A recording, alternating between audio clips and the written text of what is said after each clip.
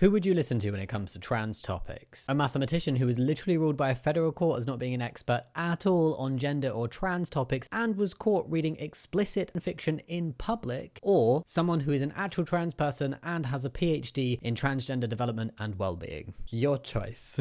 It really confuses me that people with no experience and no expertise are being taken as some kind of authority figure when it comes to trans people. I'm not going to go around acting like an expert in maths because, funnily enough, I am aware that I don't have the knowledge to do that. And before anyone mentions feminism, being transphobic is not feminism, because being transphobic does not help women's rights. Hey Spuds, meet a Spud. He's the less haters, more taters Spud plushie, because the haters might hate, but the taters still gonna tate. If you're looking for your perfect mash, then get ready to fall tatally in love with your new best buddy buddy. He's pretty fry for a tubular guy, and no, I'm not sorry for the puns. From his green heart hair to his little arms and tiny little thumbs, he's here to spread love and always keep you company when things feel a little difficult. So when the world gets a lot, he'll be the tater to your top. Go click the link in my description box to get your own Spud plush, but be quick because he is not available for very long. Hey Spuds, it's Jamie, welcome back to another video. If that's been on the channel, I don't know, but welcome either way. And today we are watching a not so lovely little video called The Lies of the Transgender Movement, which is basically an interview with someone called Helen Joyce. Now, although this video isn't about Helen Joyce and it's about what was being said in the interview, I wanted to give a little introduction to her and her history within gender critical trans fields, if you didn't already know, just so it can provide some context for the video we're about to watch. She's been described as one of the most vocal gender critical campaigners in the UK, but in all honesty, we can switch out gender critical campaigner with spreader of transphobic ideology. Transphobe, basically. Anti-trans person. There's a lot she's done in recent times, so I'm not going to cover everything, but just to go over some of the highlights. Highlights, not really the right word. She's called for a reduction in the number of trans people. This is literally the video of her saying it.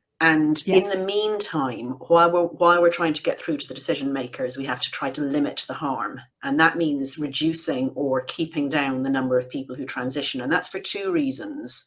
One of them is that every one of those people is a person who's been damaged.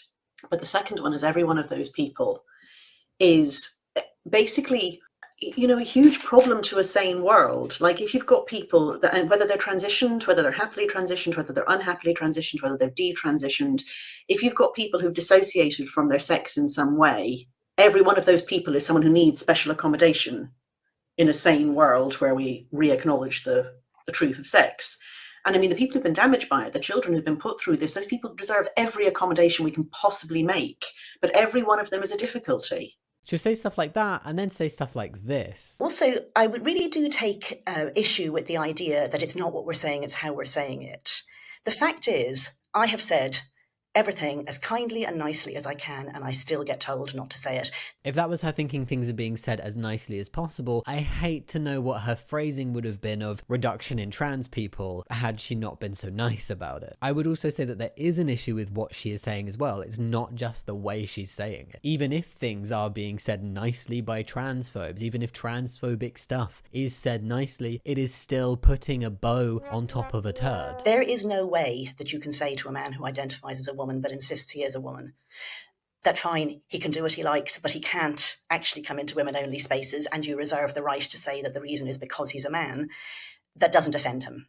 There, the turd that is transphobia with an attempt at putting a pretty little bow on it. She's also been caught reading erotic fan fiction on a train, something she has admitted to doing. A Twitter thread of her went viral after someone pictured her reading NSFW Harry Potter fan fiction. The fan fiction was reportedly tagged as minor Harry Potter / Ginny Weasley, mildly dubious consent, and kidnapping. It's since been confirmed that she was indeed reading explicit Harry Potter fan fiction on a train. She was traveling with a group who I will not name because I don't want to give them attention, but who are gender critical, aka anti-trans. Apparently, her reason for reading this explicit material was for research purposes and part of work. It was said that Helen has done a great deal of research on how young people, especially girls, develop trans identities, including the role of fanfic. Firstly, ooh on the language surrounding trans people. Trans identities are not developed. People are born trans, and when they're referring to girls with transgender identities, they're actually misgendering gendering trans boys or AFAB non-binary people. And I don't know about you, but I cannot understand or see a reason why it would be necessary for her to read explicit fan fiction in public on a train, let alone Harry Potter fan fiction, which seems an interesting choice given the connection of J.K. Rowling to the gender critical movement. I also really don't understand how it's research. How does SFW Harry Potter fan fiction link back in any way to trans people or trans identities? The backlash for her was really relatively minor in the grand scheme of things. It did the rounds on Twitter, it was claimed that she was reading it for research purposes, and then the story just kind of died. From an outside perspective, that's what happened. But imagine, just for a second, that an LGBT plus person had been reading the same material in public, and whatever their claim for the reason, if they claimed it was for research, whatever, just imagine the outcry and what would happen. The response would have been so incredibly different, and so incredibly huge, and so incredibly negative. And it's almost certain that the whole LGBT plus community would have been blamed or held responsible or called names or something. It would have been connected in some way, and it would have been twisted into this big negative problem for the whole community. Then if anyone was still tempted to listen to her opinions on trans people, she's also literally been discredited by an Australian federal court. UK TERF Helen Joyce discredited by Australian federal court. She is a PhD in mathematics but does not have any formal education or qualifications even in biology, let alone in gender, sex or law. She is not an expert at all. The Australian federal court called into question the expertise of UK-based TERF activist Helen Joyce in a significant judgment handed down on Friday. Joyce, a prominent figure in the UK anti-transgender movement and enjoyer of Harry Potter erotic fanfiction, was called upon by Saul Grover, Giggle for Girls, to provide expert evidence in the case of Tickle v Giggle for Girls. I don't know specifically why Helen Joyce was called to give evidence, but let's just read on, shall we? The case centered on whether excluding transgender women from sex-based services violated the Sex Discrimination Act of 1984. A report by Helen Joyce was presented to assist in arguing that transgender women should not be considered women for the purposes of the Act. However, the court quickly identified significant issues with her qualifications. So literally this mathematician provided a report in court for there to be legal basis to discriminate against trans people, for trans women not to be considered women in certain contexts. What the hell? She has a PhD in mathematics but does not have any formal educational qualifications even in biology, let alone gender, sex or law being the topics which her report addresses. She is not an expert at all. She has no recognized expertise in any of the areas in which she expresses an opinion, the judgment reads. She has no recognized expertise in any of the areas in which she expresses an opinion. AKA, she's talking out of her ass because she's anti-trans, but has no basis for her anti-transness. It's just a feeling. It's just an opinion. She's just bought into the whole gender-critical anti-trans lies. The court found Joyce's submission was not based on scientific or legal expertise, but rather on a personal and ideological commitment against recognizing transgender identities. I think that is such a critical sentence. This woman has made so many videos, done so many interviews, written a book, been so prevalent in being publicly anti-trans, and a literal federal court has said that a report that she submitted for this court, which you'd think she would put the most amount of effort in, and if there were scientific, legal, factual things for her to base this report on, it would be included. If there was anywhere she was gonna bring science and facts into her bigotry, this would be the place to do it. Yet the judgment was that it was not based on anything scientific, anything legal, no expertise in those areas, but is a entirely personal and ideological piece, because that is her viewpoint on trans people. As a result, her report was not accepted as expert evidence, but rather as a mere submission, which held no substantive value to the court's deliberations. Ultimately, the court ruled in favor of Roxy Tickle, finding that she had been unlawfully discriminated against based on her gender identity. The court awarded Tickle $10,000 in damages plus costs. Joyce's report, which sought to undermine the legitimacy of transgender women's identities, was deemed irrelevant and unhelpful to the case. And that is her opinion in its entirety on trans people. Irrelevant. Also hurtful. Luckily, this court saw that. But I feel like that beautifully sums up gender criticals, transphobes, TERFs, just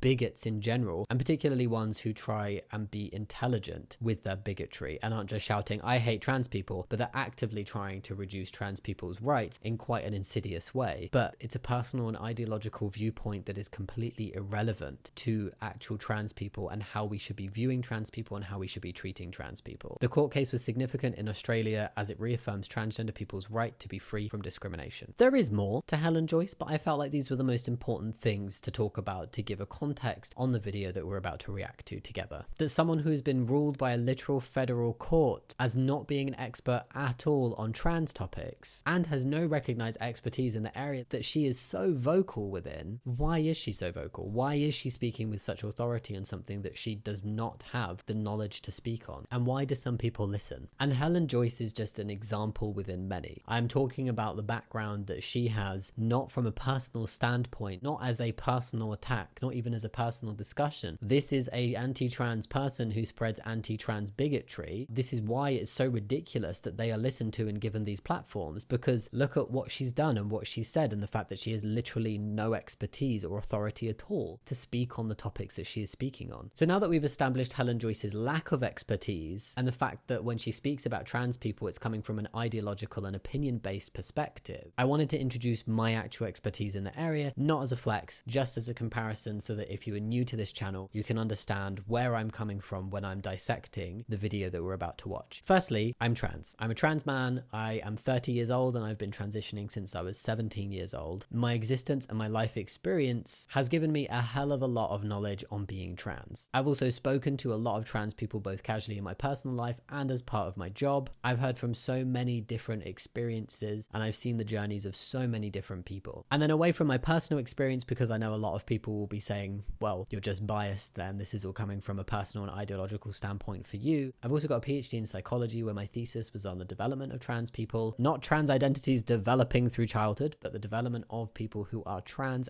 people's well-being and sexuality. I'm literally a doctor in trans studies. I've had my research published in peer-reviewed journals. I've also read a hell of a lot of the literature around trans identities, and I've looked into the ones that transphobes like to cite, and it really doesn't prove what they think it proves. So I know a lot of the research in this area, and my whole job now centers around speaking about trans identities and breaking down transphobia and talking about the facts and the science behind being trans. I've even written a book about it, which included speaking in depth to a lot of different trans people. I'm pretty confident that I have just a teensy bit more authority and knowledge on the topic of being trans and trans people than Helen Joyce does. So now we've covered that, I'm going to be watching and commenting on a video that she was in. Yay. And the description of the video we're about to watch is: male in women's prisons, kids given experimental sterilizing drugs, gay boys and girls told they're born in the wrong body and in need of medical correction. Here, Helen Joyce, director of advocacy at Not Going to Say, talks to Also Not Gonna Say about the damage the trans movement is doing to society. She explains how it became taboo to tell the truth about biological sex and how this is giving license to rampant misogyny and homophobia, threatening hard-won rights. None of that makes sense in the context of trans people. None of that is accurate to trans people. Also, interestingly, the last time I clicked on this video, there was a note underneath it about conversion therapy from the Trevor Project. Love the Trevor Project, and it talked about the dangers of conversion therapy. So I'm curious what's in the video that could have triggered this to come up, because it's not uncommon for transphobes to discuss conversion therapy as transitioning as being conversion therapy for gay people, completely disregarding the vast variation in sexuality among the trans community. If transitioning were conversion for gay people, then a majority of trans people would be straight. However, a majority are actually not straight. It's completely the opposite. Or there's discussions around how conversion therapy bans have been discussed about including LGBT people but not trans people. So I'm not going to speculate on the context until we watch it, but just to let you know why it could come up. Anyway,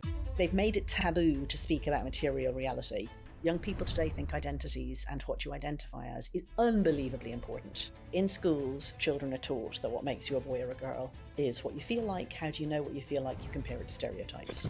I just want everybody watching this, when hearing what she's saying, to bear in mind the complete lack of expertise she is coming from with this. So really questioning where this information she has is based off of. It's sexist, it's misogynistic. If you're really very gender non-conforming when you're little, you're 20 times more likely to grow up gay. But those are the people who are now being told they're probably girls. This whole concept of kids being told they're trans, being made to be trans. You're gender non-conforming, therefore you are trans. Does she not realize that there are a significant amount of trans people who, after they've come out and transitioned and everything, are non-conforming to their gender? As in, there are loads of feminine trans men and masculine trans women. And trans people are the people who understand the best that gender expression and gender identity are separate things. lives. And yes, as children, literal children, we can sometimes base our feelings on what we are told by the adults around us and the expectations on us and the in-group that we fall within. But that is not meaning that we are telling kids who are a bit more masculine or feminine that they must be trans in some way. There is too much ridiculousness for the first 25 seconds. I'm gonna try and let it play a bit longer each time before I talk. This is modern conversion therapy.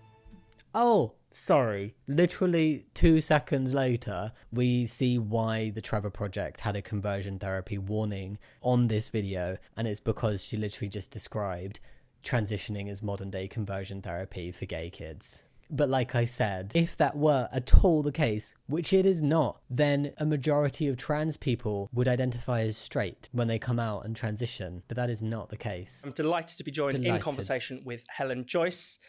Helen, you've written the excellent book. You're Director of Advocacy at... Now, the conversation around trans can often seem quite... The conversation around trans. So we're like 45 seconds in and already like the interviewer can't even use the correct grammar around what trans is as a word. It's an adjective. It's like trans people. Quite odd to a lot of people. It can be quite amusing. I mean, just in the week that we're recording this, there's a story about employment tribunal involving a gender fluid dachshund. You often hear about breastfeeding men, or academics claiming that Jesus was transgender or Joan of Arc was non-binary. But there is actually something quite serious about this movement. At what point did you realise this was something that you wanted to take on and confront? So plucking some stories that deliberately sound as ridiculous as they can possibly think. And like, even those don't sound utterly awful. It's like, here, let me make them look stupid and discredit trans people because of these 3 slightly unusual headlines I've seen or articles I've read. And then it's this like dangers of the movement. It dehumanizes trans people. It poses trans people as a collective, as a dangerous collective, and as a group of people with an agenda and a negative, horrible motive, when actually trans people just want equal rights, respect as human beings as other people want, and access to healthcare and the right to pee in peace, please, in the right toilet. Like, come on. Well, I was asked to write about it in 2017. At the time, I was a journalist at The Economist and I edited the international section, which runs long reads. And it was literally, kids are coming home and saying they're trans. And anyone of my age, I'm in my 50s, you might have heard of the occasional person being a transsexual when you were younger, but you understood this as something surpassingly rare, and certainly not something that a child would ever say. Isn't it wonderful that we live in a society that people can figure out who they are at a younger age? Like, you go back a certain amount of time and like a child would very rarely say that they were gay. And then there was this whole big pushback and being like, how does this 12-year-old know they're gay? They don't know that. And it's like, well, that other 12-year-old knows they're straight and you're not having an issue there. So if you're not trusting kids to know if they're trans, then you're not trusting kids to know their gender, which means you shouldn't trust kids to know they're cis either. And you shouldn't trust kids to know their sexual orientation. You shouldn't trust kids with anything, really. So I was very open-minded looking into it. I thought, I don't know what's going on here. And I looked, and quite quickly I became quite disturbed because it was clear that the language was all getting messed up. Yeah. And so if you can say, if a man can become a woman by saying he's a woman, then you can't have anything that's woman only. You went into it open-minded and then very quickly started referring to trans women as men who want to be women. And then you're gatekeeping a terminology that I'm assuming she's talking about. How do we define a woman then? Define a woman without excluding any cis women whilst also excluding trans women, because that's the ideal they want to find, but they can't because it doesn't exist, because nature and human beings and just life in general is not as black and white as transphobes seem to want it to be. It's very grey, and language is evolving, definitions are evolving, we're evolving as a society, as we have done over the years. You go back 100 years, you go back to Shakespeare's time, and you probably wouldn't even be able to really understand fully some written pieces that were being made. And so many words have come in and out of use over the years, and the definitions have changed over the years. So really, these are just people who are very, very stuck in the past. Like, that's just a tautology. I'm not saying anything profound there. But funnily, as soon as I said that to people, they would say bigot. Yeah. Because you're literally calling trans women men. Trans women are women. You are disrespecting the validity and the existence of trans people by stating that they cannot be their gender. So I remember thinking that the first time I said to somebody, look, if men can identify as women on demand, you are going to get in women's jails, that they would say, oh, didn't think of that. Why would that be your first thought, though? Like, seriously, I don't understand that thought pattern of, like, just absolutely zero compassion or empathy for a marginalised group within society and just jumping straight to literal worst case scenario that is already safeguarded for. And instead, they just said, you're saying all trans women are which I'm not. Yeah. So quite quickly it became aware that there was an issue, but the people that I mostly agreed with on other things were the ones who were pushing it. So I felt quite uncertain of myself.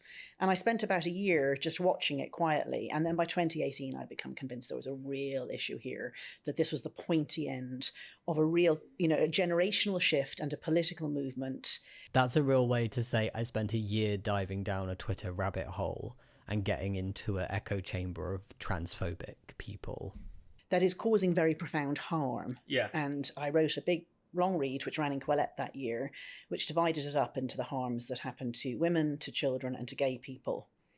And that is still where I think the harms are seen. So for women, it means nothing that's women only. And women are physically weaker. It's women who get... It's women, men can too, but I just mean by and large. Men commit nearly all the violent crime. But you are conflating violent cis men with trans women, and you are putting a societal issue with men, and cis men primarily, onto trans women. And that is not fair, because trans women are not men. And places like refuges, they have always and still can safeguard against anybody that they don't feel is safe to come into a women's refuge. This kind of segregation is saying trans women are not women enough to deserve access to women's spaces. Do you know what was said 20, 30 years ago? Gay women are a danger. Gay women are going to attack straight women. We need segregation. And then do you know what was said before that? Black women. We need to segregate black women from white women. And it is the same story. And it is the same lack of understanding that there are so many different ways to be a person in this world. And being a woman does not fit into this neat little box. And being a man also doesn't. And it's just this assumption that giving rights to a marginalized community and allowing them to live life as their true self, you're not focused at all on those benefits, but instead focused on some made up fear, when actually it has been looked into and there is no increased risk to cis women, and there is no increased risk of trans women using women's facilities over and above other cis women sharing those facilities with cis women, and it just being a shared space. Women need special accommodations because we're the ones who get pregnant and have the babies. If you can't talk about that and to organise anything sensibly, it's very bad for women. Yeah. Gay people are very gender non-conforming. Like, sleeping with someone of the same sex is the most gender non-conforming thing you can do. And actually, in other ways, gay people are gender non-conforming too. I don't know Helen Joyce's specific sexual orientation, but Wiki says she's married to a man, so I would assume she is not gay. So why a cis, presumably straight woman is speaking on trans and gay issues, I do not understand. And Oh, the most non-conforming thing you can do is gay sex. Yeah. Okay. So they're the people who get confused and misallocated as opposite sex people. Yeah. As opposite sex people. Her language is just all over the place. So she's saying that because gay people on average are more gender non-conforming than straight people, this is so terrible for them because they're going to be pushed onto the factory line of trans creation and they're going to be forced to trans and all of this stuff. And that's not what's happening. Healthcare is very hard to access. What's happening is spaces are being allowed for people to come forward and speak about their identity and their expression and how those things may come together for them. But people aren't being forced into it. This is what I don't understand, this conspiracy level theory of because some gay men wear nail varnish, they are being forcibly transed. Oh dear. When in fact, transitioning is a really difficult thing to do. And my PhD supervisor literally did research into the gender nonconformity of gay people from childhood into adulthood. Found a significant difference on average. Not everybody fitted into that box neatly though. I did follow-up research to that, where I looked into how does the kind of nonconformity in childhood before trans people know they're trans match to cis LGB people, and it was a step further non-conforming on average. And this doesn't mean that anybody has to be non-conforming to be trans. It's just on average an indicator, and it is part of the diagnostic criteria of gender dysphoria. Your expression can be, but it is not the be-all and end-all of it. But what she's talking about right now in terms of gender non-conformity, literally part of my research. And there's literally a difference between how trans people express themselves in childhood and how cis gay people express themselves in childhood. And then there is a difference between both compared to cis straight people. So again, not that it's the be all and end all, and not that anybody is being forced to be trans or transition based on their gender expression. In this movement, so it's quite homophobic. And then The idea that she just sat there and said that the trans movement, not that it should be, no, what the is this trans movement? That trans people in the trans community would be described as being homophobic. Again, if it were homophobic in some form of conversion therapy and all these gay kids were being forced to be trans, they'd all be straight trans people. That's not what happens. Like, there is just so much evidence to show that what she is saying is absolute just rubbish, pulled out of thin air and like dug up out of the trash heap within the rabbit hole that they're all part of. And now she's just conflated sex and gender. For the first step to understanding a little bit about what it means to be trans is understanding that sex and gender are two separate things that are then separate again from expression. And we have a little triangle like expression, sex, gender. And those three things can often conflate. For a cis person who's very conforming, those three things are very, very similar. But they don't have to be. And there is evidence that your physical sex develops at a different time in the womb to your brain. There are brain studies that show that trans people, even trans people who've not taken any hormones, have brain structures similar to that of their gender, not their assigned birth sex. So now she's flipped between talking about gender to talking about sex as if the two are the same, and this is where the really big confusion happens, because the two are entirely separate things that for a majority of the population are the same, but for trans people they are not. And that is how trans people are into existence. I would not choose to have gender dysphoria. I would not choose to go through the difficulties that I have gone through. I would not choose to go through the surgeries that I have gone through. I would not choose to live as a trans person in this world, given the current climate for trans people, if I did not have to, if that was not who I really was. Kids are being taught that there are so many different ways of being human. Kids are being taught that there is nothing wrong with being LGBT+. And there is nothing wrong with kids being taught that. They're not being told, because you are like this, you must fit this bracket. We're only 3.5 minutes in. So it's children who are learning this new ideology, and they're identifying as trans and being put on a pathway to medicalization, which is very dangerous. And that's still how I think about it now. Yeah. It is like they have some kind of playbook of transphobia and they're all spouting the same rubbish. Kids are being taught about the existence. And when people find out things exist, and when they find out that it's okay for people to be that thing, there is an increase in people being open about having that identity or that thing. So we see the exact same pattern with left-handedness. It used to be very stigmatized. It would be trained out of people. They'd be told you're not left-handed, you need to write with your right hand, all of that. As soon as it became less stigmatized and kids were just allowed to write with their left hand if that is what naturally came to them, there was a big spike in how many left-handed people there were. But there wasn't actually a big spike in how many left-handed people there were. There was just a big spike in left-handed people actually just being able to write with their left hand. So it seemed like there were more left-handed people when in fact there were just more people being able to be open about the fact they were left-handed. Right now, over the past 5 to 10 years, that is the spike we're in with trans identities. We are seeing it being discussed more. I knew from when I was 4 years old, my earliest memories around gender and where I fit in, I just thought I was a boy until society started telling me I wasn't. And that was really confusing for me. I didn't understand why that was happening because I didn't know you could be trans. Soon as I found out when I was 16, I began that process and it made so much sense to me. It didn't make me trans, it just gave me the language. People are being given that language younger, and so they are knowing younger. I think that's a fantastic thing. The only regret I have about my transition is that I did not do it sooner and that I was not able to find out sooner. I wish that I had gone to, PSHE classes and learned about LGBT plus identities in school, because it wouldn't have made me trans. It doesn't make anybody trans. It just would have let me know that it was okay to be who I am. And the medicalization thing, there is nothing wrong with people exploring their identity and their expression. And it takes a hell of a long time for any trans person, especially a child, to access anything medical. And for children, it will all be reversible. At most, it's puberty blockers, but typically it's talking therapy. It's speaking about their gender, it's being allowed to try a different name, pronouns, dress however makes them comfortable. There is nothing permanent there. There is nothing wrong with that. As a child, I was allowed to dress incredibly masculine because that's what I wanted to do, and strangers would use he, him pronouns for me, and I wouldn't correct that. No, so I want to talk about all those three groups distinctively. But what do you think when a man says that he is a woman or he identifies as a woman? Presumably, you don't think that's real, but what is really going on in your view? I don't think it's not real. I think it's like saying that you're a Catholic, or that you, think it's very serious that you're Piscean or something. I don't have windows into men's souls or men's minds, or women's either. If that means something to somebody, that's fine. It's a belief. I feel the problem is when you try and impose it on other people. Yeah.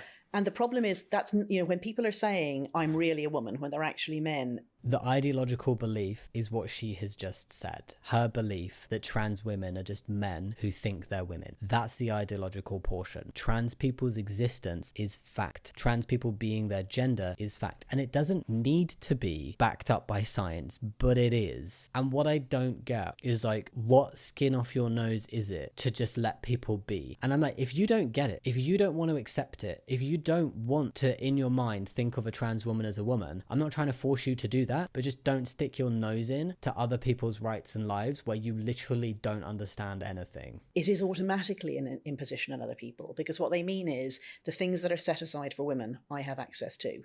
So in the introduction to my book, I say that gender self-ID or gender self-identification is a misnomer. The demand is that other people identify you as the gender you claim to be. Yeah.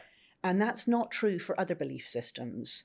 And this is the problem, because like being trans isn't a belief system. Being trans is an inherent part of who some people are. I didn't just wake up one day and go, I believe I'm a man. I am one. And that is based in facts and reality. If parrotfish can do it, why can't humans? My business partner is an Orthodox Jew, for example.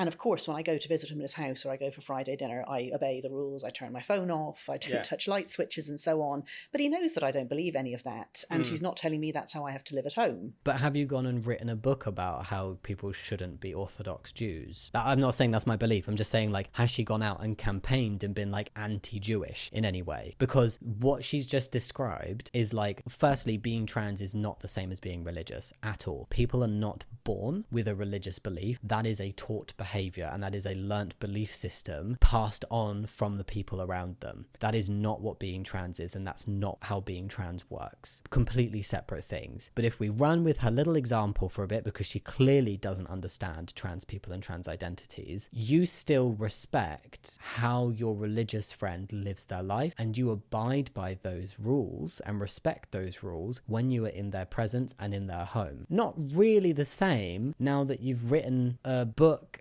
done all these interviews, said all this stuff, tried to submit evidence in a federal court that all goes against just allowing trans people to live their lives. And it's all based on the false belief that she is protecting people. It's one, that being trans is some kind of just belief that you can switch on and off and is a taught thing, which is very wrong. And also her personal belief that trans people impede upon the rights of women, which is also very wrong. And there is so much stuff to prove that that is very wrong. And also to show that the harder people like this go into this whole rabbit hole of trans people harm women, the more likely cis women are to actually be harmed, because one, we're distracting from the real problem, which is predatory cis men, and we're also overly scrutinizing all women's bodies, because there's been so much paranoia built up around trans women, and cis women are being harmed by that paranoia. These transphobes are doing more harm to the very community that they claim to be protecting, and they claim to be protecting in the name of transphobia. Not that they describe it like that, but... So this is the problem with this one, in my opinion. In her opinion. It's an identitarian movement that has got misclassified. It should be put into the belief category. Right. But then you ask, why would somebody believe this? Because it's obviously stupid. It's not possible for a man to know what it feels like to be a woman. Identifying as a woman is trivially only a thing that only a man can do. Yeah. I can't do it. I just am a woman. But trans people are just their gender. It is like talking to a brick wall, because until it's understood that gender and sex are different concepts, and for some people they can be different, you're not going to get anywhere with someone with these kind of views. And until it's understood that being trans isn't a belief system or a choice or a taught thing, you're never going to get anywhere with these people. You're just not. I'm not at all speaking to Helen Joyce. This could literally be anybody else sat in that chair. I'm talking about what she's saying. In essence, I don't care who is saying it. I am responding to this because the amount of transphobic content that gets pumped out is ridiculous, and the amount of lies in that content is ridiculous, and I want to give people the full information, and you make the fully informed decision. So what is going on for them? Very briefly, for some of them it's a sexual thrill. Yeah. Like, we've known that for decades, that many of the men who say that they want to be seen as women and to dress as women and do whatever behaving as a woman is, basically. It turns them on. She's talking about autogynephilia, which is a very niche sexual fetish. Basically, she's saying a lot of trans women are autogynephilic. That is not true. It's taking like little nuggets of things that have been said, and that research is all very biased from an anti-trans perspective anyway, and it's taking these little nuggets and it's extrapolating them and being like, I have built my entire belief system about this community based on these tiny little nuggets that I've got from transphobic rabbit holes. Some of them are gay men who traditionally, they're very hyper gay. They're really very interested in things and life roles that are mostly for women, and they've sort of seemed to be more comfortable presenting themselves as women. Even she sounds confused about what she's saying. I don't see where she's going with this point. I mean, we've talked about her lack of authority and expertise in trans people, but why is she speaking about as if she knows where gay men are coming from with their identity and expressions? And I think that recently, in the last few years, there's an internet-mediated group. Yeah. So that's the boys who become very seriously online. Sometimes that's about porn, but sometimes it's not. It's that they're autistic or autistic spectrum. I mean, we should just have a bingo card at this point. They live their lives in a virtual way, and they've become deeply dissociated from their bodies, and they think about avatars, and they just think that life might be easier or more interesting as a girl, or they think, like, tragically, they think that they'd quite like to be, have a sugar daddy, or that life is easier, that you're playing on easy mode if you're a girl. Yeah. Like, the grass is always greener. I feel like she's potentially found some very unusual case studies and gone, this is a more generalized experience here. Is not saying that nobody ever wrongly identifies themselves as trans when they're not. But the fact that that happens at a 1% rate, there is a 1% regret rate of transitioning. That is incredibly low. And it is still 1% now. The general regret rate for like surgeries as a whole, not trans surgeries, is 14.4%, and that is considered low. So why are we holding trans people and trans identities to a different standard? There is no right for anybody to say that that 1% means that the 99 should have a lack of healthcare, a lack of access, and a lack of rights. I'd be really interested to read what she read to get this information. Like, the grass is always greener. The grass is always green. The thing is, anybody as well coming out as trans and coming out to people around them and living their life as a gender that is different to their assigned sex will very quickly realize that that is not an easy path to take. People do not do it lightly. And like I said, most people who detransition, it's because they're not in a safe environment to transition. And this is people who are actually trans, who come out and are like, I can't do this. It's not safe for me. The environment is too discriminatory. I need to go back in the closet for some time. This is not just like on a whim, somebody has gone, oh, I think this would be easier, and then just fully transitions really simply. That doesn't happen. And I'm not saying it doesn't happen that people go, oh, maybe I should give this a go. Maybe I should explore my identity and my expression. But being trans is not an easy thing to be. It's not simple. And literally, people with these kind of viewpoints are the ones who make it significantly harder to be trans. They just spent the last couple minutes speaking about the impact of on trans identities, and basically it was admitted that she didn't really know much about it, but also did refer to writing a piece about fan fiction and the role of fan fiction. So maybe that's her like, oh yeah, I was doing more research for it, so that's why I was reading underage fan fiction in public, like explicit fan fiction specifically. But then she did speak about very briefly the role of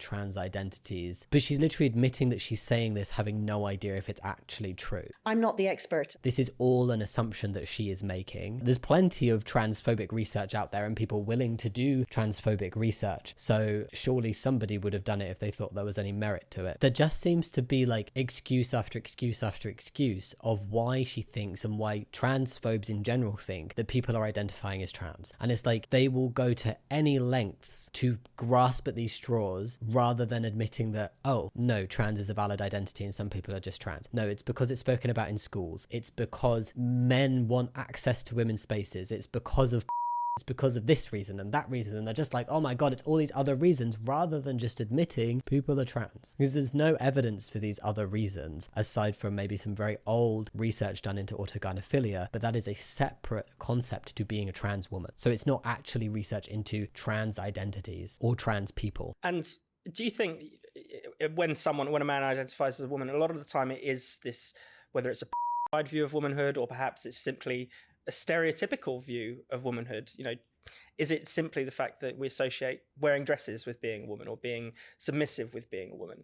Yeah. Can you get away from those stereotypes when you're in this discussion at all? Well, we don't have windows into each other's minds and feelings. So we don't have windows into each other's minds and feelings, yet people like Helen Joyce have committed so much of their time and life to putting out so much content and information and lies out there that directly impact trans people's lives because they don't believe our minds and feelings, or they do think that being trans is just something we've made up. How can you admit that you don't understand other people's minds and feelings, which, yeah, is true. We cannot see into that window. So why would you spend so much of your time negatively impacting the lives of other people where you have no idea how they're feeling and what they're going through, and openly admitting that you don't know?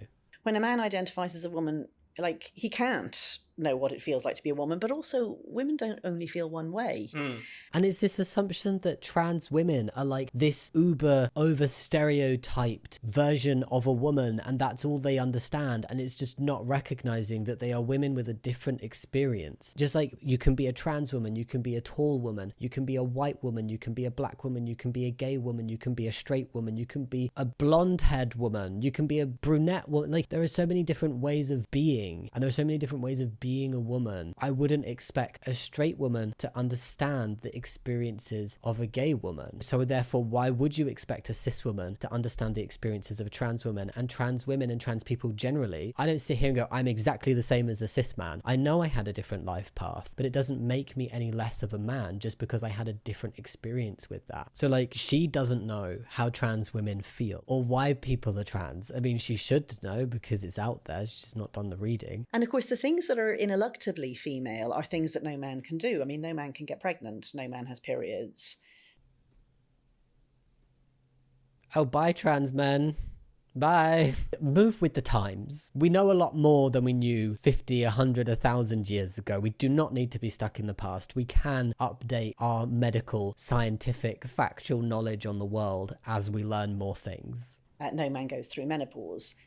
So that can't be what he means. He might fantasize about those things, but it can't be what he means. I personally think because of this huge misunderstanding of what it means to be trans from people with these viewpoints, is that they themselves then end up boiling things like womanhood down to stereotypes and bodies. Trans people and feminists do not think that women are these processes of having periods and having babies. That is not what makes a woman, because if it is, then we literally boil women down to only their genitals and their biological functions. That is not what feminism has been fighting for. So I think it's the signs and signifiers, which can be superficial things like long hair, nail polish or whatever. But of course, you know, lots of men quite like experimenting with those things and don't think it makes them a woman.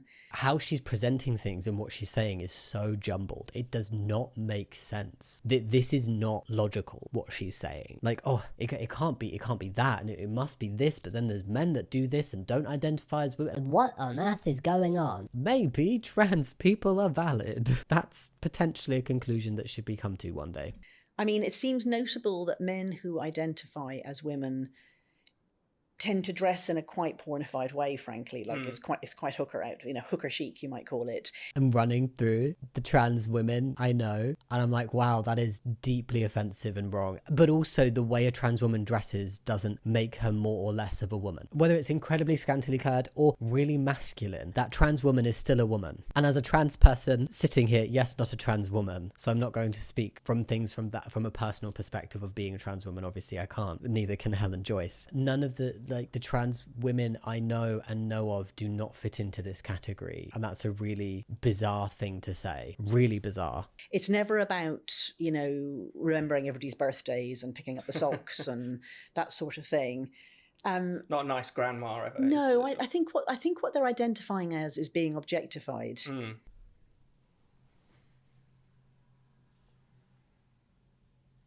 And it's all muddled and it's all confused and it's all jumping everywhere and all over the place and describing, like, picking up socks as a woman's job. That's inherently a woman thing to do. Like, only because that's the role that women have been told for eons that that's the role they belong in. It's not an inherently woman thing to do. It's not an innate behavior. It's a taught behavior. I was thinking about this earlier today. Somebody was talking about sex work, because, you know, the sex work is work thing runs very much alongside the trans women are women. And I was thinking, you know, women find it degrading to be objectified. And I mean, a woman doesn't tend to think like that she'd like to be it's a last chance saloon type job. Yeah. Like it's what you do when you can't get anything else.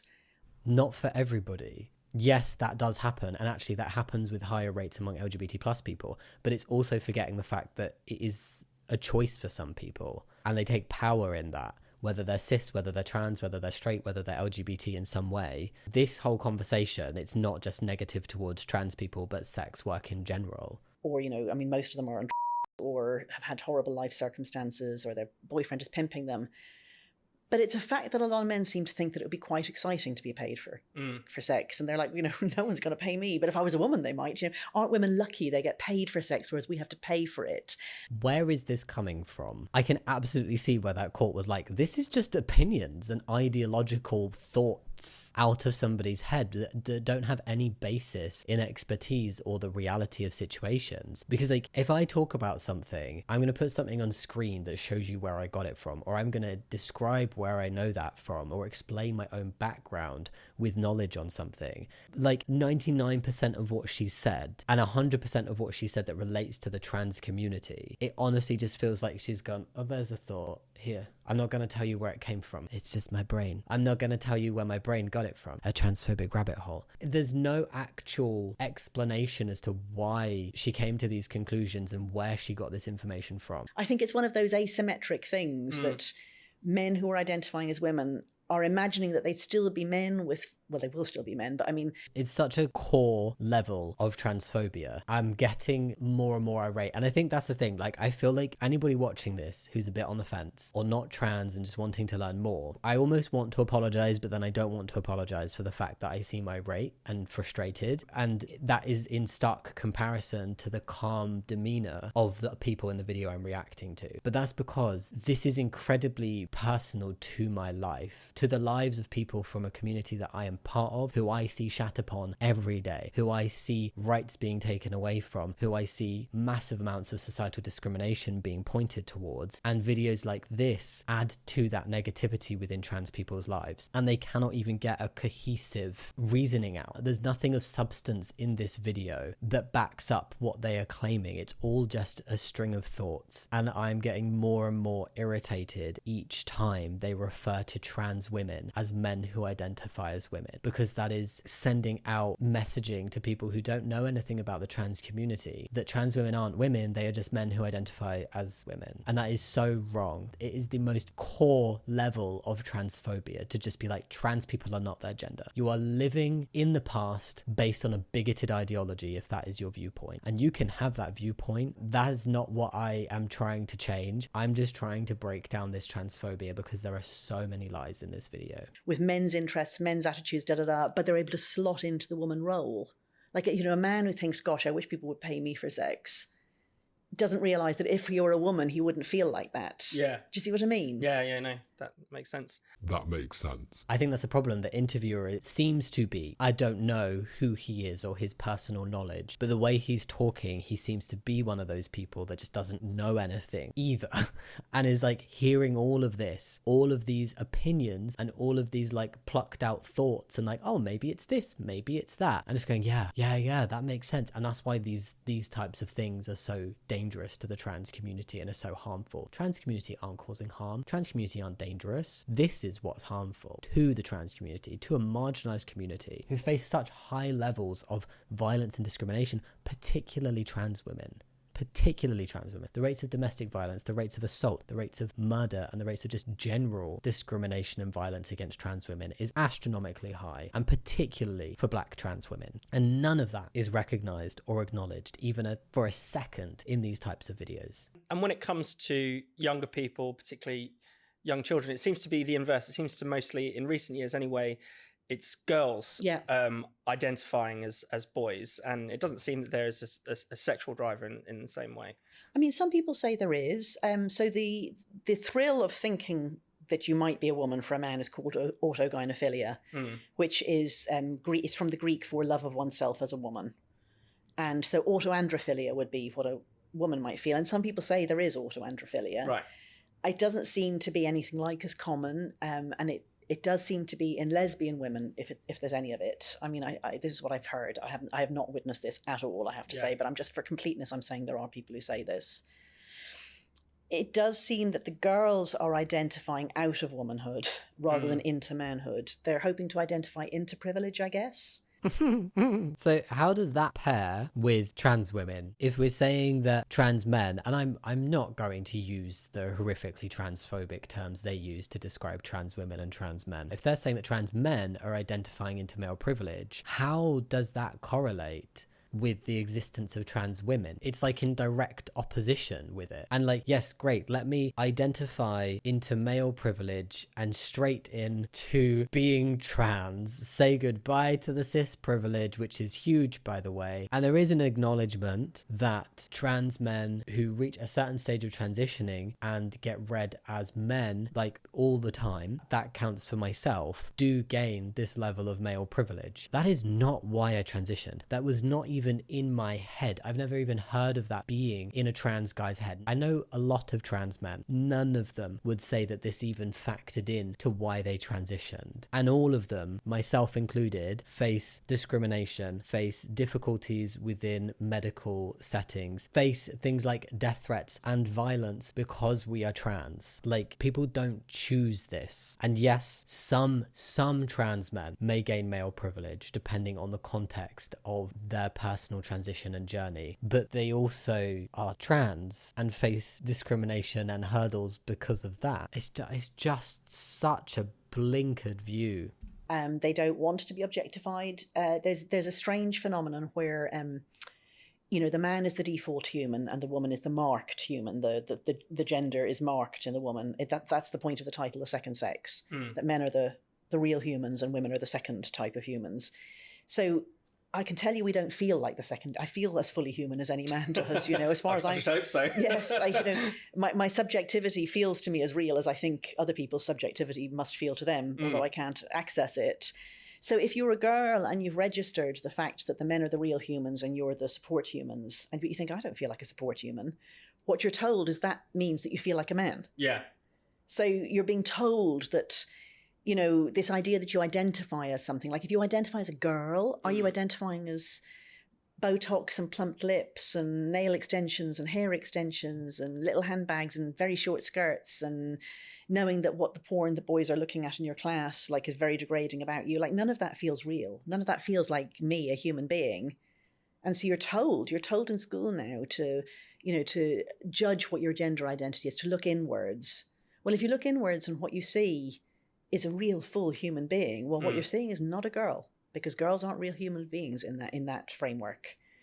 So we're selling the idea of opting out of girlhood. Yeah. Never in my life.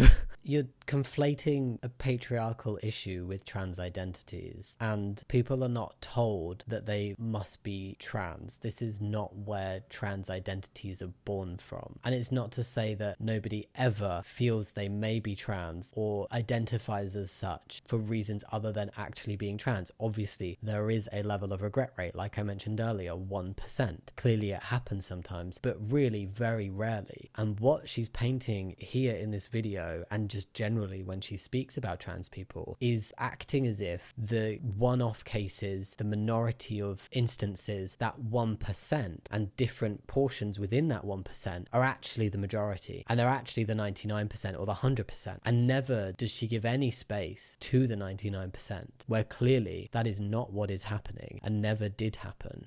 And of course, the consequences of this, if you follow that down a medical pathway, can be pretty catastrophic for boys and for girls. Yeah, I mean, I think it's catastrophic enough to dissociate from your body and to confuse yourself about what it is, what the human condition is, and what your sexuality is too. Like, you dissociating from your body means in teen years that you're not going to register who it is you think is sexy, why, what your body is telling you. So that's bad enough. Why does she feel like she has authority to speak like this about the minds of trans people when she literally admitted she doesn't know the minds of others? What's catastrophic about medically transitioning? The greatly increased well-being among trans people, the decreased anxiety and depression, the decreased gender dysphoria, the just increase in general life satisfaction. Transitioning has a hugely positive effect on trans people, and that is being completely not just glossed over but put in the bin without even looking at it. You cannot talk about trans people without talking about the actual research and findings. Nothing she says has any level of credibility on the actual trans community. But as you say, if you get medicalised, so the consequences are pretty catastrophic for both sexes, but they're earlier catastrophic for girls because testosterone is a hell of a drug. So testosterone does a whole load of one-way irreversible things to bodies. Like that lovely beard of yours. You know, I could grow that too if I took testosterone, but you know, if you took estrogen, it wouldn't make it stop. Right. All those hair follicles have switched on once and once only. Same with voice dropping. If I took testosterone, my voice would drop. I would never be able to get it higher. So girls who take testosterone at 16, which is the youngest you can get it on the NHS in this country. Good luck. Good luck getting anything in any kind of timely manner on the NHS in this country. Within a year, they'll have facial hair, they'll have body hair, and their voices will have broken. And if they have the gene for male pattern baldness, that'll have started too, possibly. Right.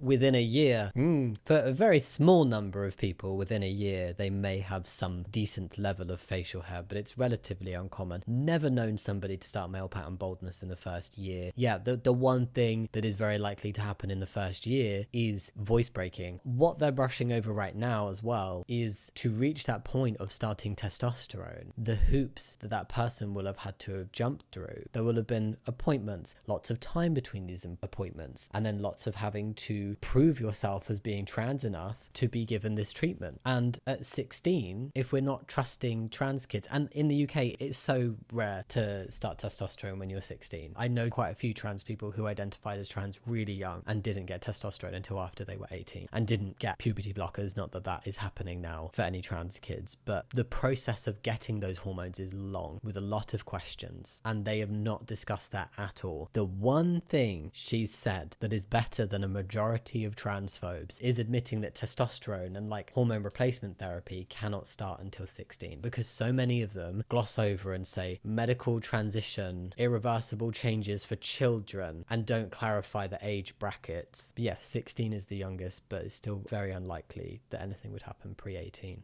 And yeah, changes do start to happen. It's just like if we deny trans girls puberty blockers and estrogen, they will go through that puberty with testosterone and have all of those irreversible changes happen. And that happens on a significantly increased rate than people regretting transitioning. So we're trusting cis kids to go through these permanent changes, and we're distrusting trans kids to the point where we're forcing them to go through the opposite permanent changes. I would have had to have had less surgery if I'd been able to transition earlier. If I'd learnt about it and there'd been the medical access, I'd not had to have as many surgeries. And having surgeries is a risk, but it was something I needed to do. And I would have loved to have had less surgeries.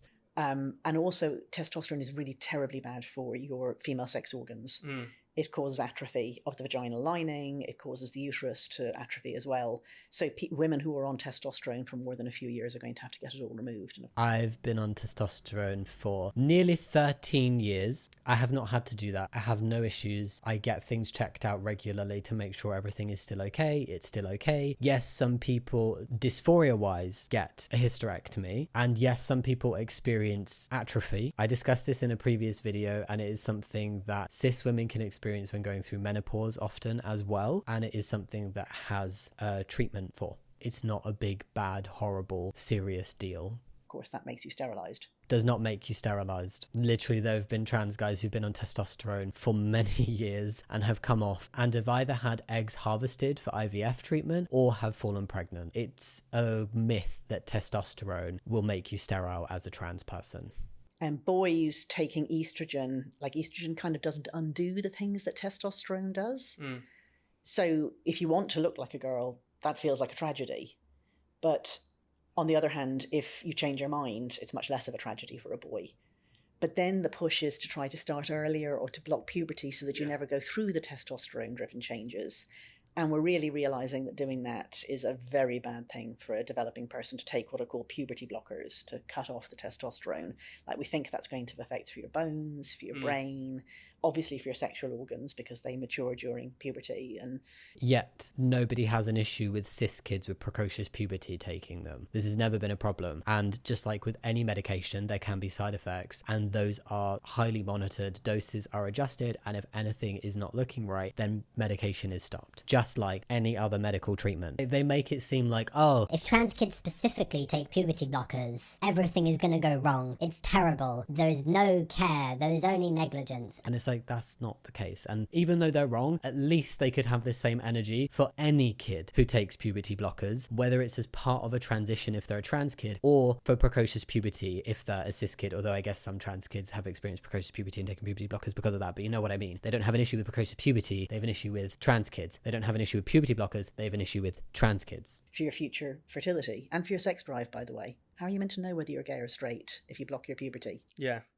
And this can particularly affect young boys and girls who will be growing up gay. Yeah, so as I said, gay people are more gender non-conforming by definition, because, you know, fancying someone of the same sex is very gender non-conforming. But it's also correlated with other sorts of gender non-conformity. So the research shows that people who are very notably gender non-conforming in early youth, in all sorts of ways, like little boys who want to play with dolls, little girls who want to play rugby, loads of straight people want those too. I just mean numerically. I'm just talking statistically here. On average, yes, I appreciate that clarification. We are talking about averages here. We're not saying that everybody in this category will have done this thing. You know, there's a questionnaire you can do. The one I've seen is for boys, like all sorts of questions about what little boys do. And if you're really very gender non-conforming on it when you're little, so this is pre-puberty, you're like 20 times more likely to grow up gay. So it's quite a big difference. But those are the people who are now being told they're probably girls. Yeah. So yeah, so this... No, they're not. And then even earlier, she said, like, kids are being told to look within themselves. They're not being told that they're trans. They're not being told that they're a certain gender. They're being told to look within themselves about how they feel. So which one is it? This is kind of like a gay conversion therapy. It's modern. Modern. It's, you know the way we talk about modern slavery? Yeah. This is modern conversion therapy, turning proto-gay boys into sterile facsimiles of straight girls. Given all the risks that this ideology seems to pose, whether it's to women's safety or to children and their fertility and their health, why is it that so many supposedly sensible people have fallen for it and allowed it to run amok in our institutions? I call this the ideology of bad analogies. So people think, and I mean, I thought this at first too, that it's the arc of progress thing. You know, we ended slavery, we gave women the vote, we stopped tormenting gay people. You know, we now get gay marriage. The next civil rights battle. Yeah. And if you squint and look at it out of the corner of your eye, you know, in the wing mirror as you're going quite fast through your life, that's what it looks like. And you hear trans rights, and you know, the thing is, you can imagine that somebody who identifies as trans has a hard road to walk. Yeah. And that will face unjustified prejudice and harassment and so on. And if you don't stop and think, yes, you know, that's true and that shouldn't happen, that doesn't mean that we can count men as women or women as men. You just think it's the same thing. So I think most people don't see that. Utter word salad. Yes, trans people can have a hard life, but we will call trans women men and add to that discrimination. And then also, it's the strange bedfellows problem. Like, you know, in America especially, this is seen as a Democrat-Republican issue. The Democrats are for people's human rights, and Republicans, you know, if you're on that side of politics, you know, Republicans are backward. Yeah. They're, you know, their only objection to this is because they're God botherers. I mean, for the record, I'm an atheist. That is not why I care about this issue. So people just they pigeonhole you and they write it off before they think it through, and then they're not listening to you. Yeah. And then if they do get a little doubt. Like the other day, I was talking to somebody at one of the party, actually at the Lib Dem party conference. I was just chatting to somebody outside, and I said, you know, what I did, and she said, "Oh, you know, I'm absolutely not gender critical. You know, as far as I'm concerned, trans women are women, but I worry about the children." And I mean, there was no point in my getting into an argument with just some random bystander.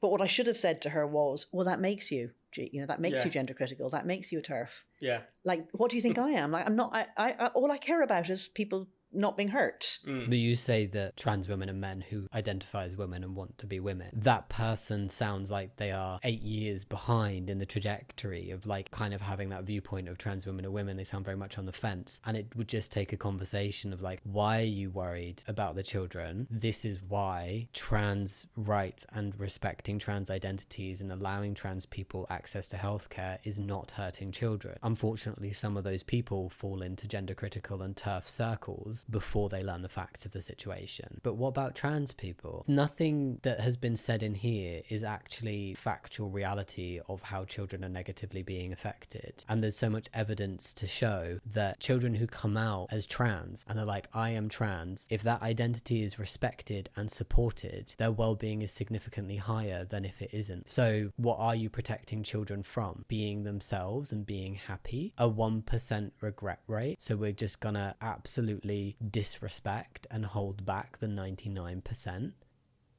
So if you say you care about the children, you are gender critical, in the ridiculous phrase that has got attached to people who notice that there are two sexes.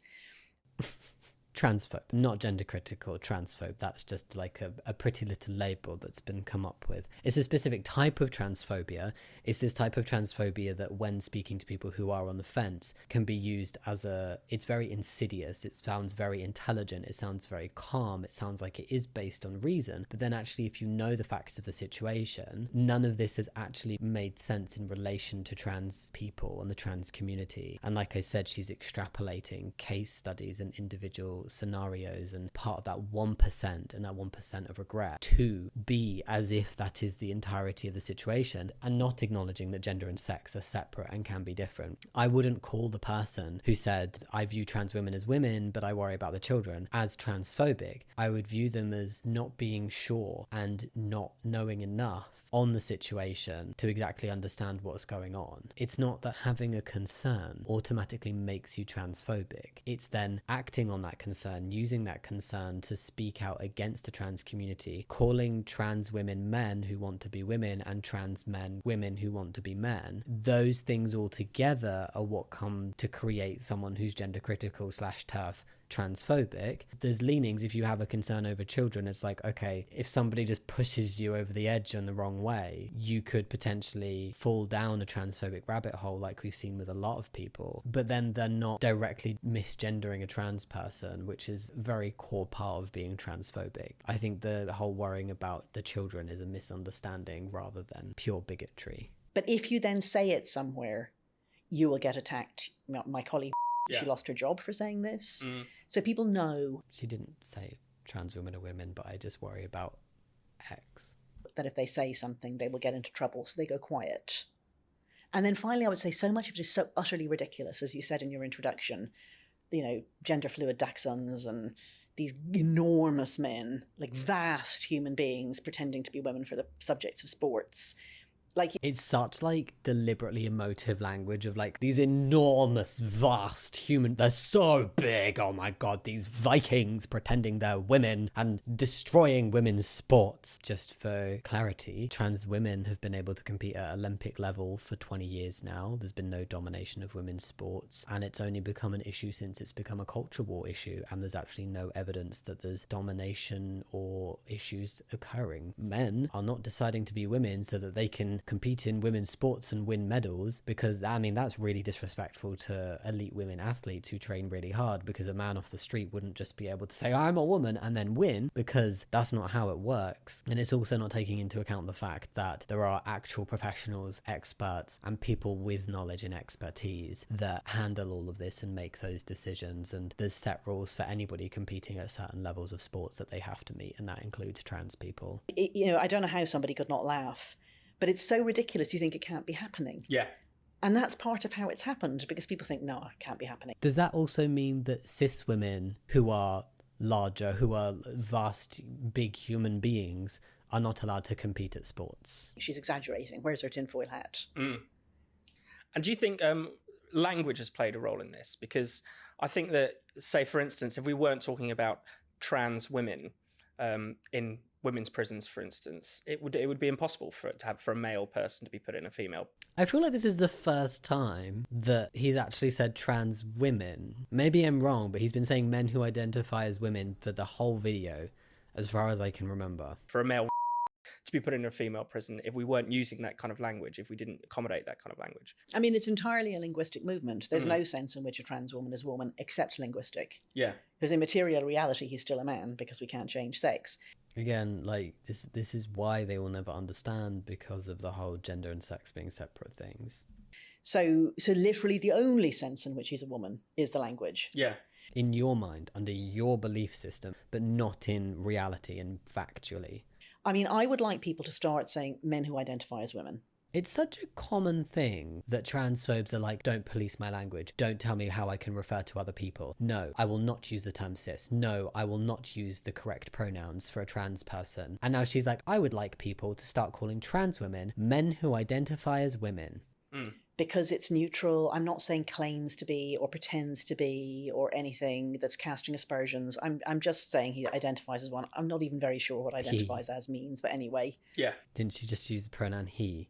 I'm neutral. Calling a trans woman a man is a neutral standpoint. But just because you use the term identify and not pretend or claim doesn't make that statement not transphobic. Fine, maybe you can claim it's a slightly nicer way of being transphobic. But again, this is the turd, and you are putting the tiniest, it's not even a bow at this point. It's like a sprinkle. It's like a chocolate sprinkle on top of a massive shit. You are still calling trans women men, and that is transphobic. I'm not even very sure what identifies as means, but anyway. Yeah.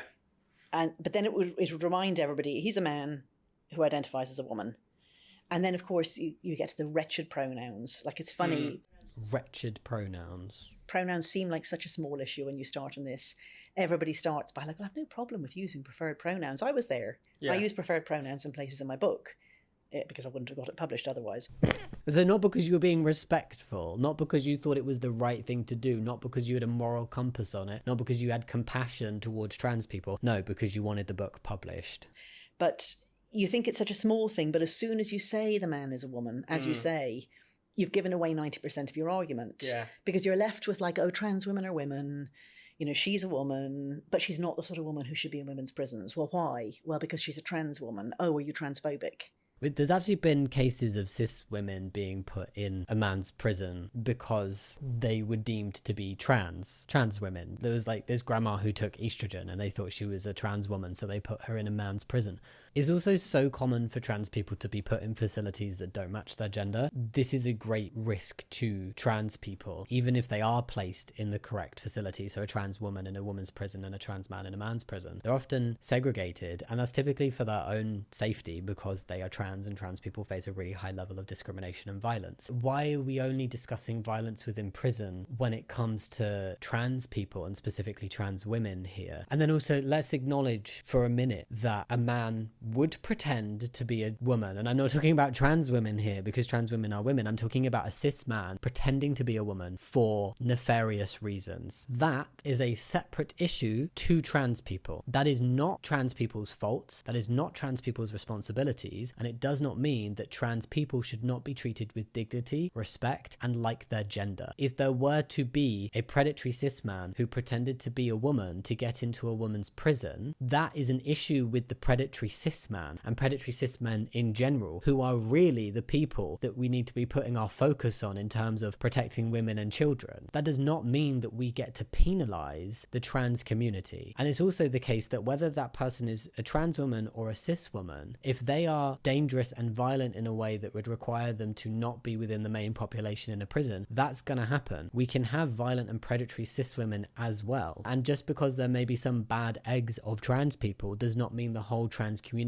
should be penalized. So this is saying like, we shouldn't let trans women use women's facilities like bathrooms, refuges, etc., because that will make it easier for predatory cis men to access them. Or maybe we should be asking ourselves why it would be easy for predatory cis men to access them in the first place, and also, why are we blaming trans women for the actions of those predatory cis men? Unless you are thinking that trans women are those predatory cis men, in which case, absolutely disgusting behaviour, because they are not, and they should not be penalised or blamed for the actions of another group. However, certainly with bathrooms, because that's the one that there has been more extensive research done on, we know that trans women accessing women's bathrooms does not increase any risk to cis women. They do not pose a risk. The other thing, if we're putting trans women in men's spaces, that means that by default we'd have to put trans men in women's spaces. So therefore you would be sending actual men into women's toilets, refuges, prisons, men like me, which would make it easier for cis men to gain access to those spaces. A cis man could just walk into a woman's bathroom and say he's a trans man and has been told to be there. That's significantly easier than him pretending to be a woman. This whole section of her issue with trans people is actually an issue with predatory cis men and dangerous cis men, and should not be conflated or scapegoated onto trans women.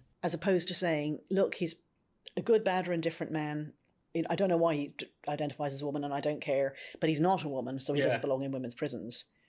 But of course, all of that is described as the most vicious transphobia. Because you're calling a trans woman a man, and also putting her at risk. I just don't think people like this even think for a second the levels of discrimination and violence that trans people, particularly trans women, face. We've gone over this before. I will put statistics on the screen. It's horrific, and just transphobes don't give a shit about that. They want to blame an incredibly marginalized and discriminated against group who face high levels of violence. They want to blame them for the actions of cis men, and they want to use them as scapegoats for the violent acts and the dangerous acts of cis men. They've made it taboo to speak about material reality, but that's a much wider problem. Young people today think identities and what you identify as is unbelievably important. Yeah, because of course you're not saying that all men are predators, all men are a threat. If a trans woman enters a woman's bathroom, then all hell is suddenly going to break loose. That's not really your argument. It's more subtle than that, isn't it? I don't know if it's more subtle, it's just more straightforward.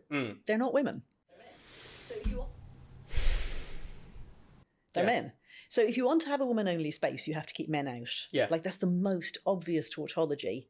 And trans women are men, so you've got to keep them out. Yeah. And if you say that trans women can come in, that is logically identical to saying that there can be no women-only spaces. There is a deep and vast lack of logic and knowledge from her around trans people. And that is what this problem boils down to. I've gone over it before. The same lack of knowledge is coming up through this conversation time and time again. And my points to it are the same. So I feel like I'm repeating myself so many times, and I apologize for that. But honestly, she literally doesn't understand even the most basic level of what it means to be trans. To sit there and say that trans women are men, and to allow trans women into women's spaces would be to say that women-only spaces don't exist, is ridiculous. And it would mean putting men like me into those spaces. And then that in turn would make it easier for cis men to access those spaces. It just completely disregards any kind of open mind or heart to the fact that people can be different and our experiences can be different. What you're saying is you want cis women-only spaces. And that is the same as when people were saying they wanted straight women-only spaces. And that is the same as when people were saying they wanted white women-only spaces. Because they viewed women of colour, they viewed gay women, and now they view trans women as being fundamentally different and not the same as white, straight, cis women. And so therefore not worthy of sharing the spaces and being a danger if they were to share those spaces. Because if men can come in, they're not women only. So then you have to say, well, why do I want women only spaces? And I mean, safety is part of that. Yeah. And in particular, men who come into places where men aren't allowed to be are precisely the worst men. Yeah. So we're not talking about the average man. Of course, most men are not. But we're not talking about the average man here. We're talking about the men who are motivated to overstep women's boundaries. And I've seen so many women speaking out against transphobic ideology and saying that the attacks aren't happening in the bathrooms. They're not happening in these spaces. They're not happening in the changing rooms. They're happening in the streets. They're happening in broad daylight. They're happening in parks. They're happening when women are going out for runs and for walks. And we are completely diverting the attention from the real problem. And we're going, bathrooms. Like, if a cis man wants to walk into a woman's bathroom, he will do that. He doesn't need to pretend to be a woman in order to do so. If a man is predatory and dangerous and wants to attack women, he will do that. He does not need to pretend to be a woman.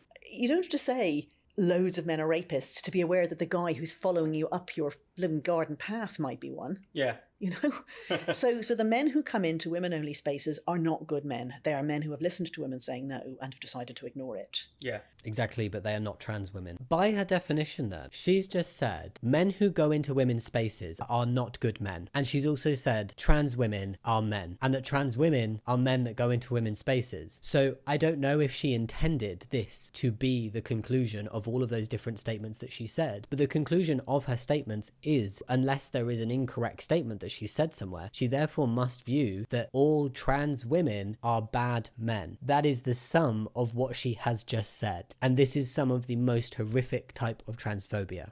So that's the main thing about safety, but that's not the only reason that we care about women-only spaces. Women need spaces where there are no men for just privacy and dignity as well. Yeah. You know, I mean, women, you know, men may not think this one through, but a woman who goes to the loo has to undress from the waist down. That's quite a vulnerable thing to do, even if you're in a cubicle as you are with the door closed.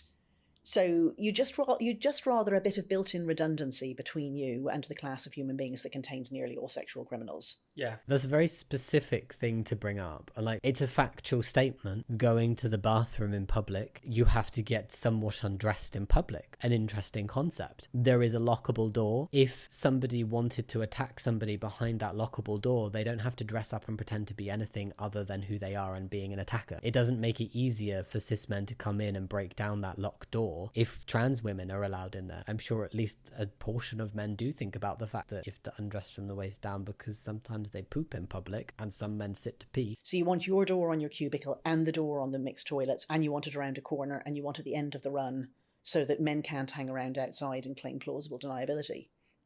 And all that stuff is built into standard toilet design. There's a whole load of, you know, invisible design work that went into how you make toilets safe for women. And then we say men can come in and they're not safe anymore. Yeah.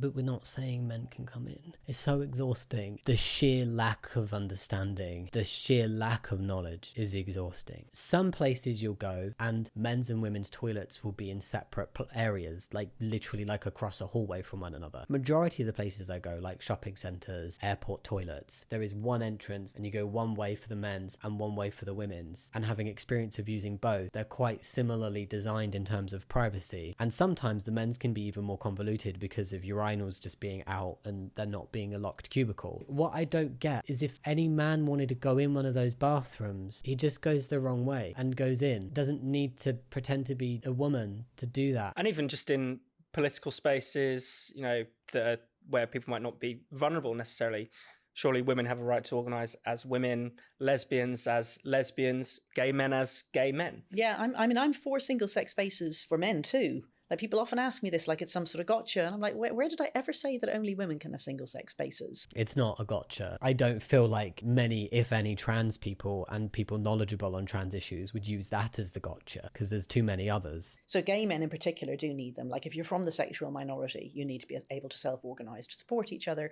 but also to find sexual partners. I mean, if you're one of 2% of all men, 2 or 3% of all men at most, like, most of the people that you find sexy are never going to find you sexy. So wouldn't it be quite nice if you could go somewhere that there are only the people who are in principle open to this as a possibility? And those of us who are straight miss that enormous privilege that most people we meet, who we regard as being in our dating pool, they would agree. Doesn't mean they want to sleep with us. I'm just talking about in principle. So yeah, of course, gay men need their own spaces. But men, you know, men who have... That does kind of disregard bisexuality as a concept as well. We'll not get deep into that in this video. So is there a context of this to trans discussions, or is it just a general statement? I don't know if it's trying to go back to a... And therefore, don't let those transes in. Certain vulnerabilities. So for example, a man whose wife is going through fertility treatment, it's other men he'll want to talk to.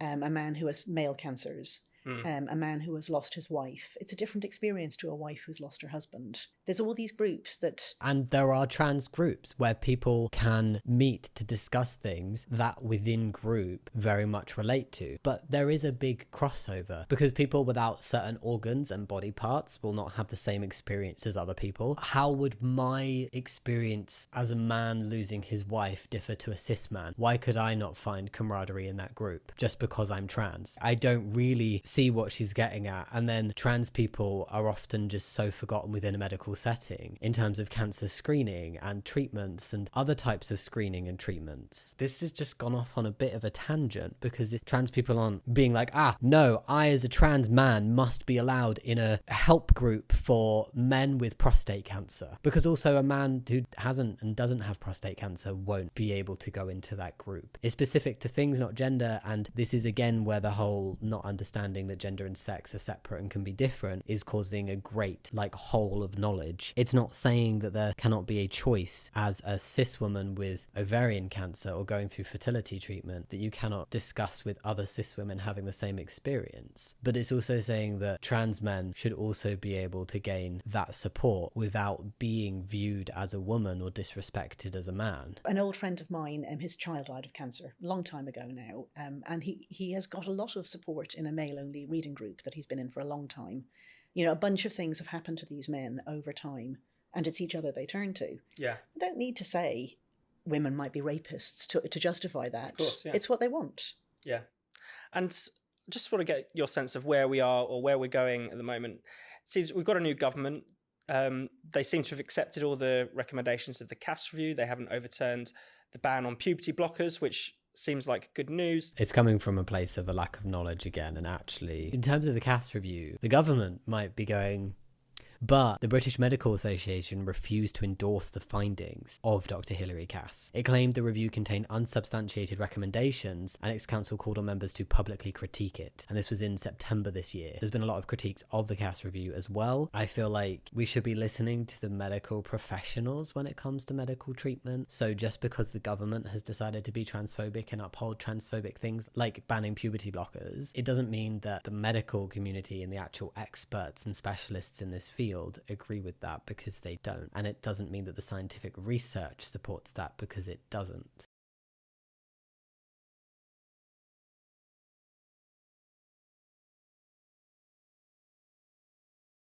But are there any other things we should look out for, things we should be cautious about with this government? Sure. So the two most important departments, there are several important departments that this touches on, but the two important ones are health and education, and the two of them are linked.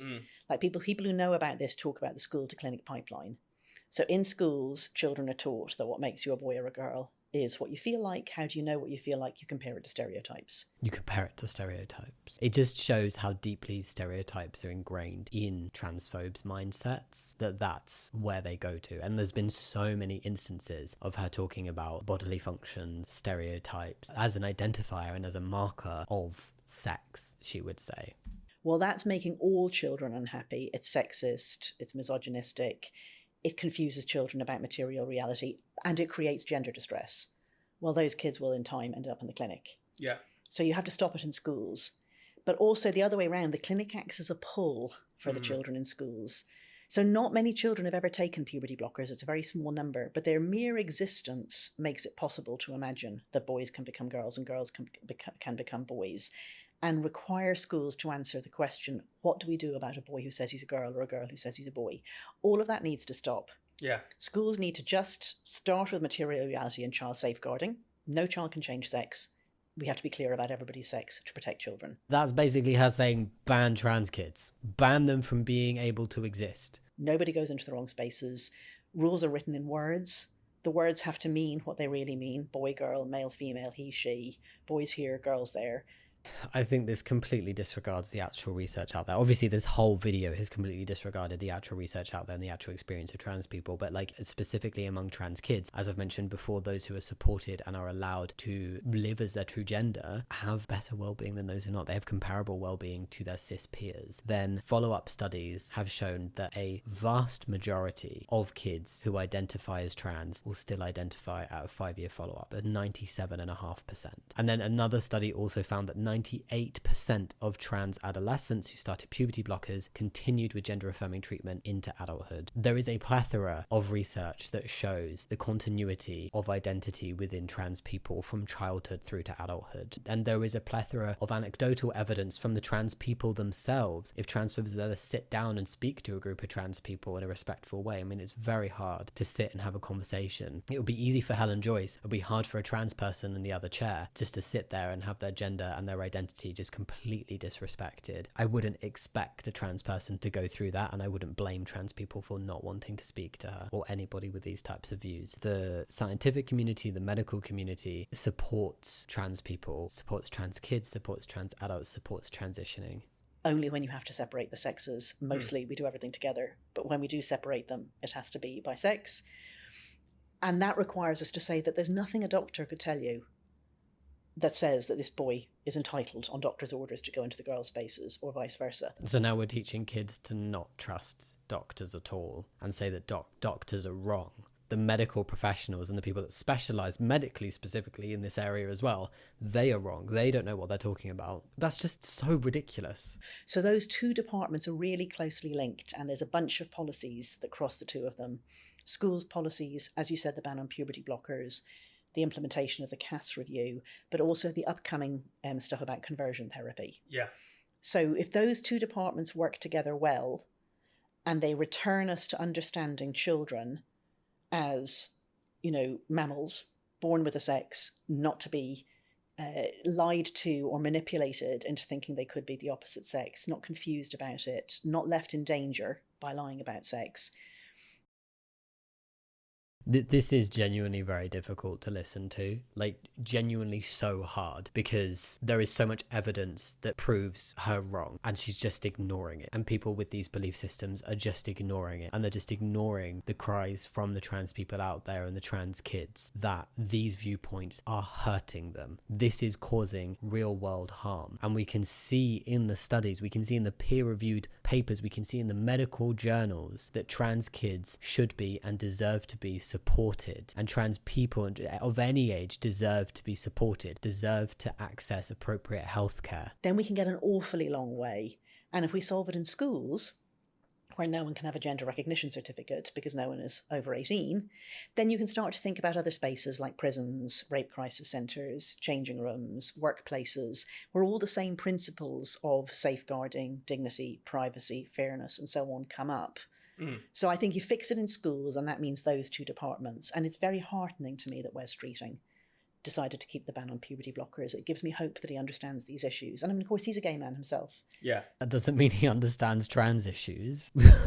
That means nothing. I don't know what I expected from this. I should have been fully prepared for this to be absolutely abhorrently awful, based on her saying that there should be a reduction in trans people, because wanting some kind of new Section 28, which has been discussed anyway, coming in schools and discouraging and not allowing kids to explore their identity or be trans openly within school environments, which would just lead to those kids being miserable, and then letting that bleed through to dictating adult trans identities and stopping that from happening. It really, really just has that vibe of we need to stop trans people from existing. That is what is coming across to me here. And that combined with the video about her saying for a reduction in trans people, she does for the most part put a bow on a turd, but a lot of this is just shit. I really hope that some people coming into this video who weren't sure can see that. I've reacted to a lot of transphobic videos and a lot of transphobes. It could be to do with the length of this one and the fact that it is specifically one person talking, so we're getting really in depth about her views around specific different bits. But this is genuinely the worst I can think of the top of my head that I've watched, and some of the most harmful things being said. And this isn't somebody saying things nicely. This is somebody just being full on transphobic, not understanding trans people, having an absolute rubbish heap of knowledge that isn't even any knowledge on the trans community, and feeling like they can go and speak with authority on the subject. And words like this and these narratives being spread cause harm. The reason why things like the puberty blocker ban has been upkept and why the government is doing certain transphobic things is not because there's science and medicine behind it showing that's what should be done. It's because there is loud bigots putting pressure on this happening and shaping the social climate for trans people at the minute. It's not based in reality, it's based in the feelings of bigots.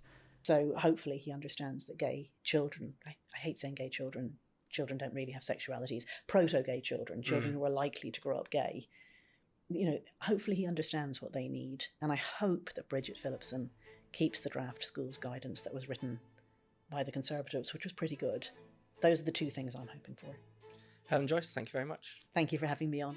My God, I'm so glad that's done.